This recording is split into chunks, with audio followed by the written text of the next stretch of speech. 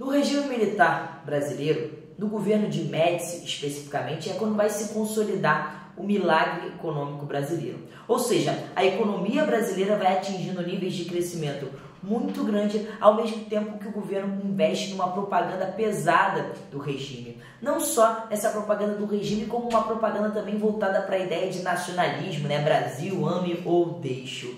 E é nesse contexto que também Médici vai se aproximar muito da imagem do futebol, ou seja, ele vai se aproveitar, por exemplo, da campanha da seleção brasileira na Copa de 70 no México para tentar associar as vitórias brasileiras às vitórias do regime. Por isso, é importante a gente saber que, quando falamos da Copa de 70, temos que lembrar desse contexto, da aproximação da seleção brasileira com o regime militar instaurado no Brasil a partir de 64. Vamos ver como isso pode aparecer numa questão do Enem. Os textos a seguir foram extraídos de duas crônicas publicadas no ano em que a seleção brasileira conquistou o tricampeonato mundial de futebol. Essa questão é muito de interpretação, a gente vai ver. O general Médici falou em consistência moral, sem isso talvez a vitória nos escapasse, pois a disciplina consciente, livremente aceita, é vital na preparação espartana para o rude teste do campeonato. Os brasileiros portaram-se não apenas como técnicos ou profissionais, mas como brasileiros, como cidadãos desse grande país, cônscios de seu papel de representantes de seu povo. Foi a própria afirmação do valor do homem brasileiro, como salientou bem o presidente da República, que o chefe do governo aproveite essa pausa, esse minuto de euforia e de efusão patriótica para meditar sobre a situação do país. A realidade do Brasil é a explosão patriótica do povo ante a vitória na Copa. Ou seja, é uma euforia generalizada que o governo está tentando se aproveitar, mas o jornalista aqui propõe que o governo faça uma meditação sobre a situação do país, apesar da euforia, que esse momento de euforia sirva também para uma repensada no que está acontecendo no Brasil. Vamos ver o próximo texto.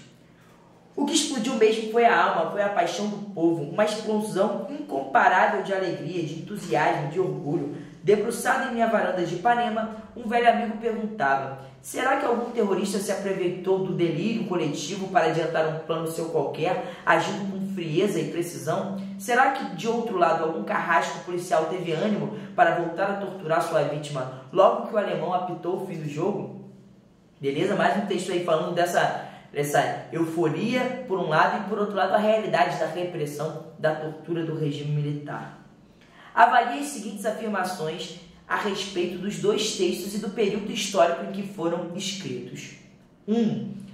Para os dois autores, a conquista do tricampeonato mundial de futebol provocou uma explosão de alegria popular. De fato, galera, os dois textos são claros nisso. A Copa de 70 foi uma grande euforia popular, beleza? Você tem que se prender ao que a afirmativa está falando. De fato, os dois textos disseram isso, portanto, a afirmativa 1 está certinha.